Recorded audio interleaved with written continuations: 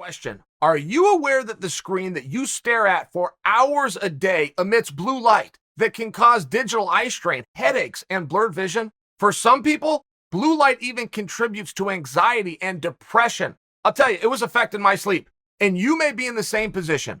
Blue Blocks was created to change this with high-quality lenses made in a specialized optics laboratory in Australia.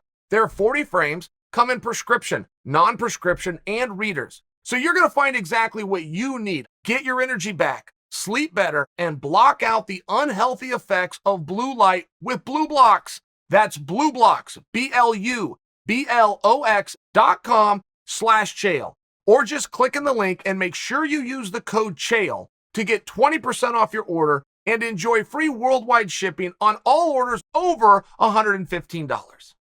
Oh, I had a question. That got answered. My question had to do... All right, guys, back up. Michael Bisping came out and said, and Michael's kind of tight with Conor in some regard.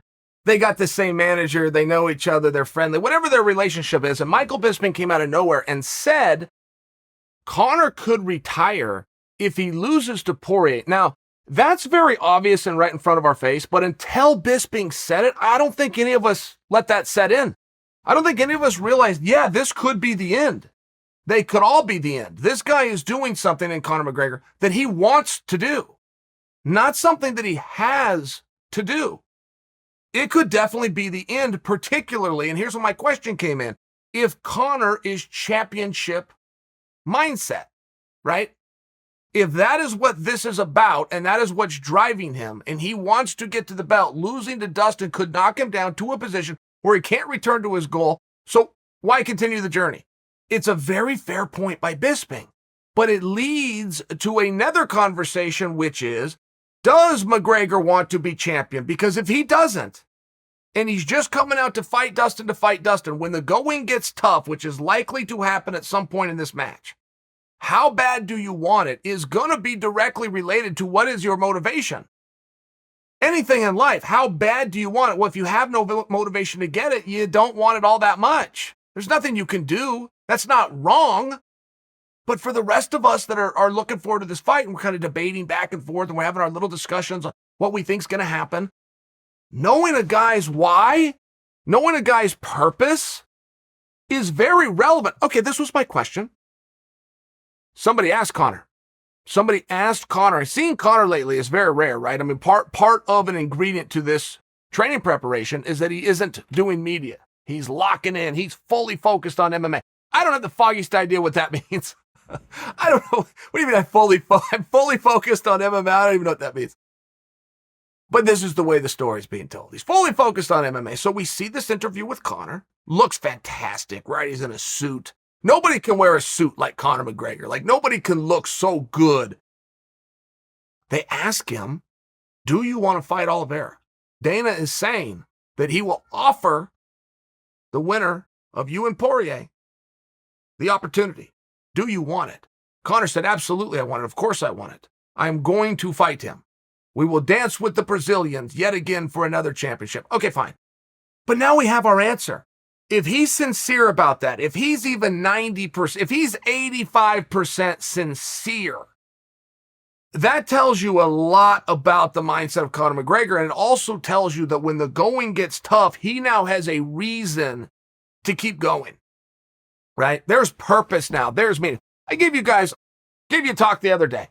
Had to do with the rumor of Nick Diaz versus Robbie Lawler part 2. And I kind of told you, man, I don't really care who you're hearing this from. I'm predicting the fight doesn't happen. Now, I have nothing to base that on other than the golden rule of put myself in somebody else's shoes. How would you respond? There's no reason for them to fight. If you're going out and fighting and it's for money or it's for entertainment or it's because it's what you like to do, you're a weird guy. Put yourself right in that category of a weirdo. That's a weird thing to do. It's a fun thing. It's just what I love to do. You're a weirdo. It's a very unusual thing to do. And there's a very unusual drive. And it isn't what's in front of the audience, which is this is some athletic competition and I want to see if I can punch you more times than you can punch me. There's a deeper drive. There's something there known as a career. We're going to do this match to get to this match to get us closer to the goal, of which happens to be contested under the unified rules, and that alone is the only thing that makes me a fighter. I'll happily do something else if it's what I discovered and thought I could be good at it, and it could lead me to my crowning moment of being recognized in front of the world for being great. Okay. I still don't love the idea that that fight's going to happen because I don't have the foggiest idea what they would be fighting for. If you're not fighting for championships and you're not fighting for contendership fight, what are we fighting for? Why are we here? And you're not going to be able to sell me, even on the weak idea that this is what we love to do. You're just not going to sell me on that, particularly if you're Nick Diaz, who's removed himself from what he loves to do for 5 years by choice. So why are we here? What is this about? That's why I have a hard time accepting that that fight is going to go down. I'm just lost. But I'm no longer lost on Conor versus Poirier if we're to take Conor at his word, and I do, that he still wants to be champion, that he still believes and sees a path to get there. He's one win away from being one win away. There's not many athletes in that spot. Dustin Poirier is the clearest number one contender in mixed martial arts right now. There is nobody at any weight class that is more clear the guy that deserves a shot at the guy. So I think we have our why. I think we have our purpose. And I am picking Poirier in this fight. And I will tell you, I don't know if I have ever been more sheepish in a pick in my life. And I realize I get them wrong all the time, but boy, am I ever sure, right? I mean, I really am. I'm light on facts, but I'm not light on doubt, right? I know. I don't know because a Conor McGregor that is fresh and that is driven and that is hungry, who, by the way, has already established the fact that he can beat any man alive. He's done it 3 different nights in his life in 2 different weight classes, who has shown us, he did it with Nate Diaz, that he has an ability to learn and adapt and come back. You are going to see a Conor McGregor that is anywhere from realistic numbers, anywhere from 15 to 22, 23% better than what you saw the last time you saw Conor fight. That was a shell of himself, but not because his time was done, not because his mind wasn't there or his body gave out. He just hadn't got the repetitions in. So, was there a big enough gap? Did Poirier put a big enough gap between himself and Conor to make up for a guaranteed 15% increase? Maybe up to that 20, 23% increase. Is the gap that big? Because there was moments of that fight where it wasn't, where Conor plus 20% stomps Poirier out. There was moments. They didn't last long. The tide turned quickly. But there is a very real scenario where Conor comes back and captures the world's imagination. I don't believe he's going to do it with the left hand. The left hand, where he's been such a sniper and such a sharpshooter and had such success with landing it and putting guys lights out. I don't believe that's going to work on Poirier. Conor only sets that left hand up 2 different ways. I believe that Poirier has identified those 2 different ways. I believe he even showed that in the last fight, and the reason he was able to get that hand up and roll and take it in the first place.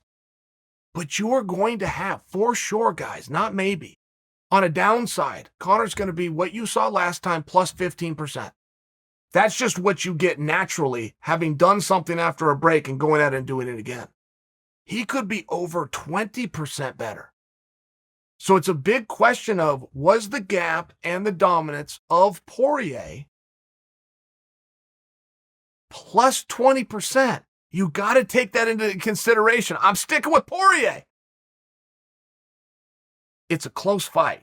It's going to be a hard fight. And if you're a big Conor fan, don't go hang your head just yet. There's still a lot of fighting to be done. There's a reason they're holding the match. There's a reason they don't just send out the awards. Got to have the match. I am very confident when I tell you you're going to see a very improved Conor. I'm not confident enough that even an improved Conor has had enough time to close what I view as a meaningful gap with Poirier.